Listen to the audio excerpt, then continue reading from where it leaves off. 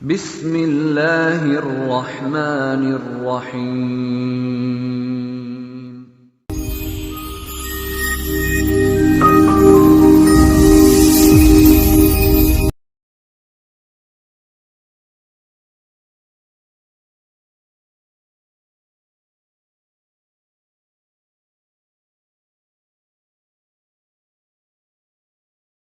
نحمده ونصلي على رسوله الكريم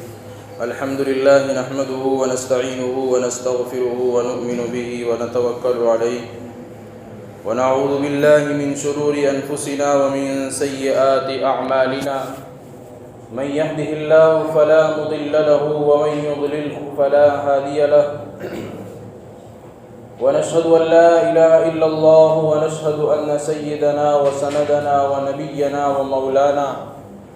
محمدًا عبده ورسوله أعوذ بالله من الشيطان الرجيم بسم الله الرحمن الرحيم إنا أنزلناه في ليلة القدر وما أدراك ما ليلة القدر ليلة القدر خير من 1000 شهر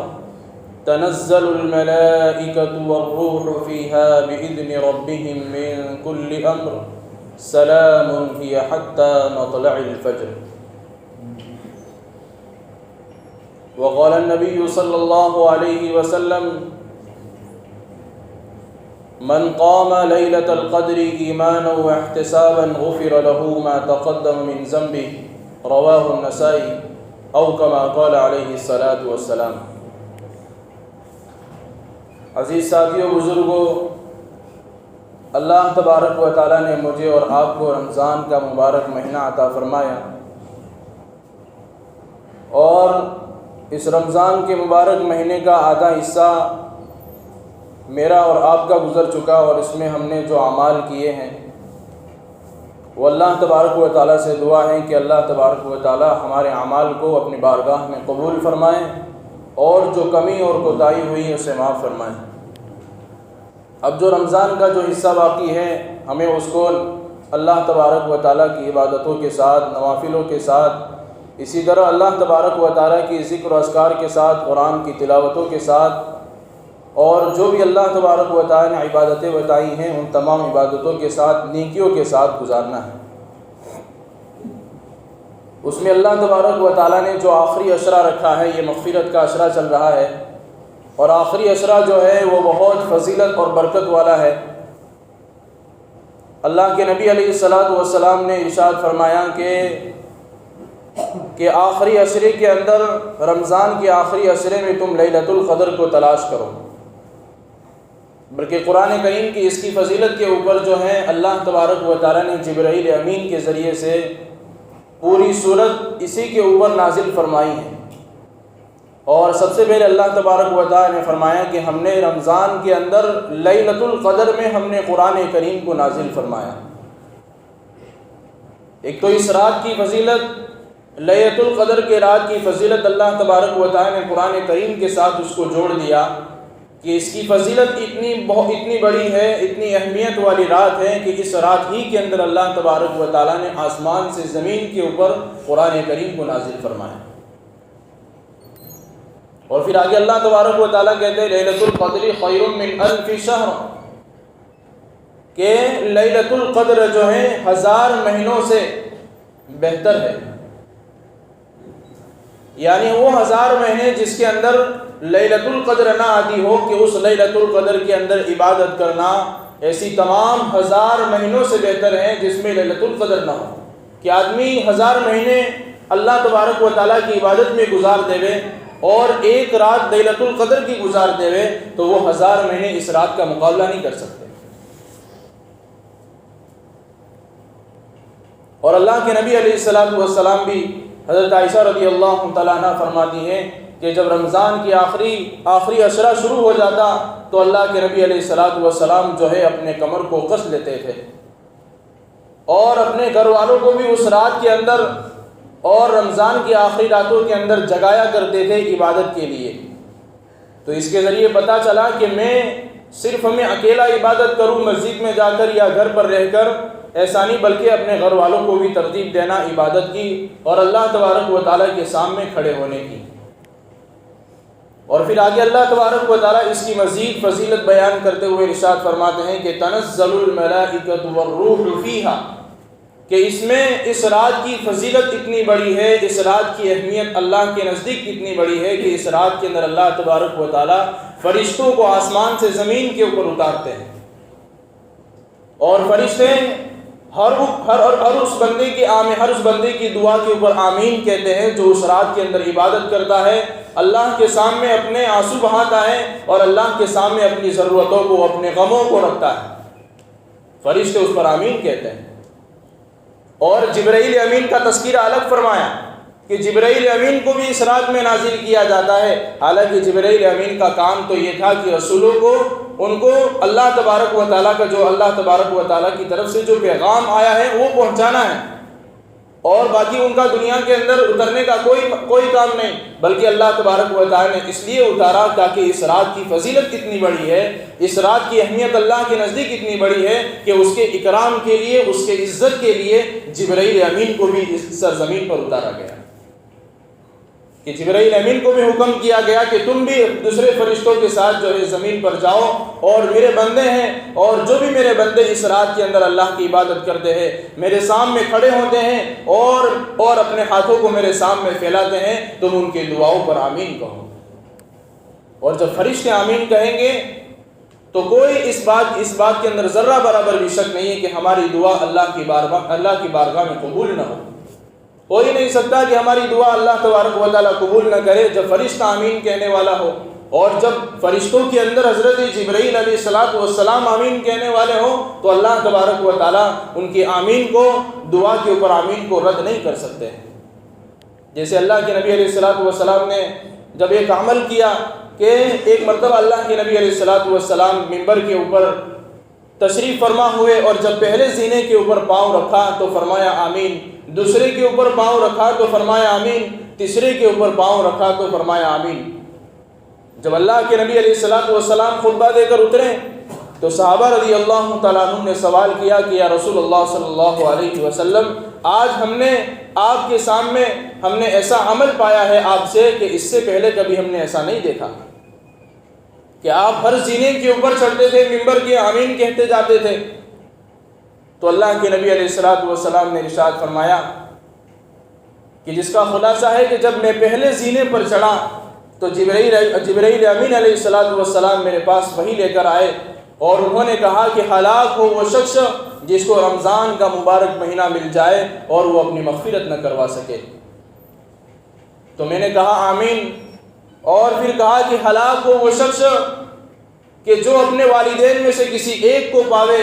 اور جنت کا مستحق اپنے آپ کو نہ بنا سکے۔ تو میں نے کہا آمین، اور جب تیسرے زینے پر چڑھا تو جبرائیل امین علیہ السلام نے کہا کہ ہلاک ہو وہ شخص کہ اس کا ذکر، کہ نبی کریم صلی اللہ علیہ وسلم کا ذکر اس کے سامنے آئے اور وہ اللہ کے نبی علیہ السلام پر درود نہ بھیجے۔ تو میں نے کہا آمین۔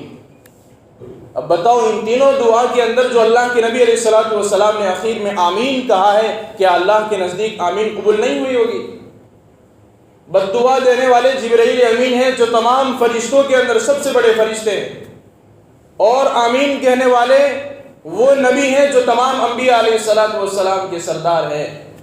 مطلب اس آدمی کی ہلاکت کے اندر ذرہ برابر بھی شک نہیں ہو سکتا ہے۔ تو دوستو، یہ رمضان کا مبارک مہینہ ملا ہے، اگر ہم نے ہماری مغفرت نہیں کروائی تو جبرائیل امین کی بد دعا جو ہے ہم کو لگ سکتی ہے۔ اور ہماری مغفرت کیسے ہو سکتی ہے کہ ہم جتنی اللہ تبارک و تعالیٰ کی عبادت کریں، جتنا اللہ کے سامنے روئے اور دھوئے، اپنے گناہوں کو معاف کروائے۔ اور یہ اللہ تبارک و تعالیٰ نے آخری 10 دنوں کے اندر لیلۃ القدر کو رکھا ہے، اور اس کی تلاش کے لیے ایک عمل بھی ہم کو دے دیا، اعتکاف کا عمل دے دیا۔ اور اعتکاف کو سنت مؤکدہ علی الکفایہ بتا دیا کہ پوری بستی کے اندر سے کوئی ایک شخص یا 2 شخص بھی اگر اعتکاف کرتے ہیں تو ساری بستی والوں کے اوپر سے بوجھ ہٹ جائے گا۔ لیکن افسوس کے ساتھ یہ کہا جاتا ہے کہ یہ کسی ایک شخص کو ہم تیار کر دیتے ہیں کہ چلو بستی والوں پر سے بوجھ ہٹا دینا ہے، تو ایک شخص کو بٹھا دیا۔ حالانکہ ایسی بات نہیں کہ ہر ایک انسان کے اندر اس بات کا جذبہ ہونا چاہیے کہ میں اعتکاف میں بیٹھوں، مسجد کے اندر اعتکاف میں بیٹھوں۔ اور اللہ کے نبی علیہ الصلوۃ والسلام رمضان کے آخری عشرے کے اندر جو ہے اعتکاف فرمایا کرتے تھے، اور اس اعتکاف کی فضیلت میں اللہ کے نبی علیہ الصلوۃ والسلام نے ارشاد فرمایا کہ جو شخص ایک دن کا اعتکاف کرتا ہے،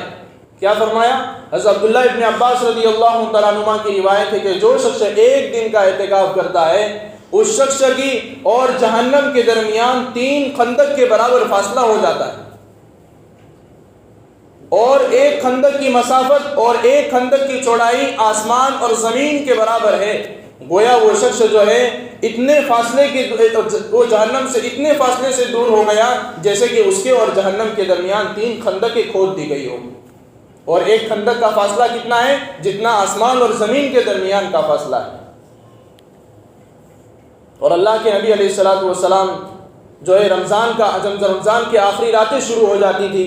20ویں روزے سے اللہ کے نبی علیہ الصلوۃ والسلام اپنے کمر کو کس لیتے تھے اور عبادت کو بڑھا دیتے تھے، بلکہ یہ بھی ارشاد فرمایا صحابی نے کہ اللہ کے نبی علیہ الصلوۃ والسلام جب تک عید کا چاند نظر نہیں آ جاتا تھا اپنے بستر پر تشریف نہیں لاتے تھے، پورے دن پوری رات جو ہے وہ آخری عشرے کے اندر، آخری راتوں کے اندر جو ہے عبادتوں میں گزار دیتے تھے۔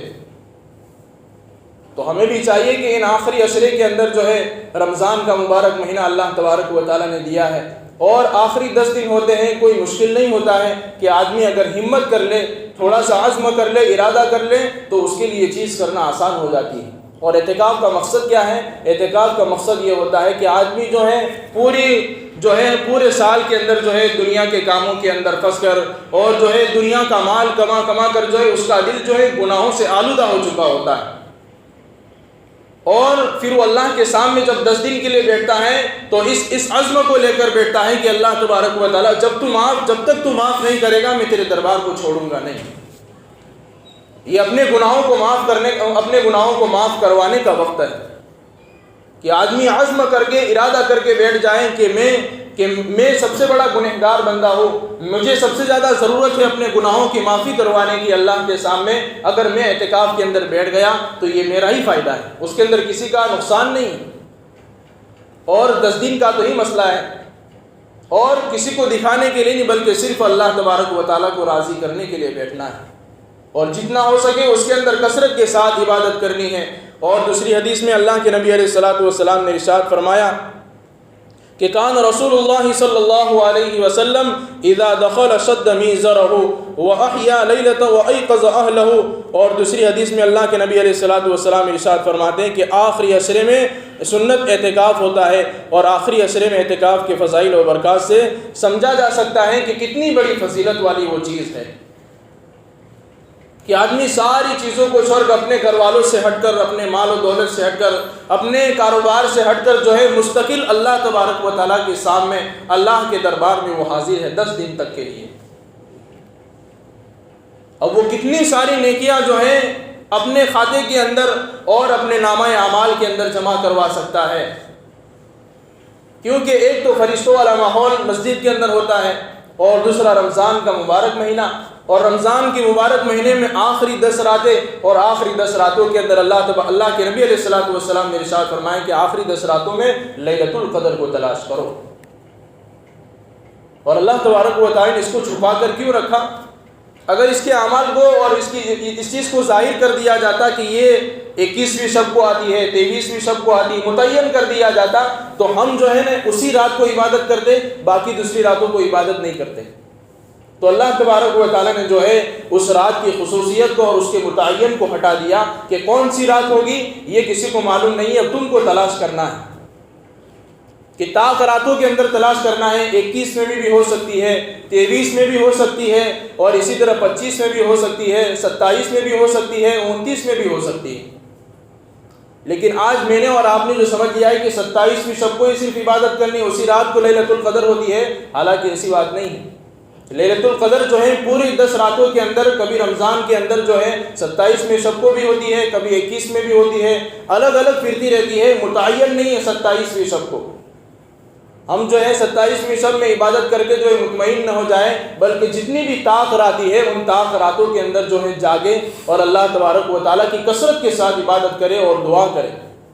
اور مجھے اور آپ کو جو ہے اللہ تبارک و تعالیٰ کی طرف متوجہ ہونے کی اور اللہ تبارک و تعالیٰ کی طرف توجہ کرنے کی، اپنے گناہوں کی معافی کروانے کی اس حالات کو دیکھتے ہوئے بہت ضرورت ہے۔ اور قرآن کریم میں اللہ تبارک و تعالیٰ ارشاد فرماتے ہیں ظہر الفساد فی البر والبحر بما کسبت ایدی الناس، کہ خشکی اور تری میں جو فساد واقع ہوتا ہے وہ تمہاری اپنے ہاتھوں کی وجہ سے ہوتا ہے، یعنی تمہارے گناہوں کی وجہ سے جو دنیا کے اندر ظلمتیں پھیل رہی ہے، دنیا کے اندر جو بیماریاں پھیل رہی ہیں وہ تمہارے اپنے اعمال کی وجہ سے ہے۔ اس زمین کے اوپر سے آسمان کے اوپر جیسے اعمال جائیں گے وہ آسمان کے اوپر سے ویسے ہی فیصلے اتریں گے۔ آج میں اپنی زندگی میں غور کروں، ہم سب اپنی زندگی میں غور کریں، کیا میں اللہ تبارک و تعالیٰ کی ایک بھی نافرمانی کر رہا ہوں؟ کیا مجھ سے کوئی گناہ ہو رہا ہے؟ میں اپنے گریبان میں جا کر دیکھوں، ہم سب اپنے گریبان میں جا کر دیکھیں کہ میں کون سے گناہ میں مبتلا ہوں۔ اگر میں کسی گناہ میں مبتلا ہوں میں تو اللہ تبارک و تعالیٰ سے توبہ کر لوں، اللہ تبارک و تعالیٰ سے معافی مانگ لوں۔ اللہ بہت بڑے معاف کرنے والے ہیں، وہ غفار ہے، وہ تواب ہے، وہ جو ہے بندے کی توبہ کو پسند کرنے والا ہے۔ ان اللہ یحب التوابین،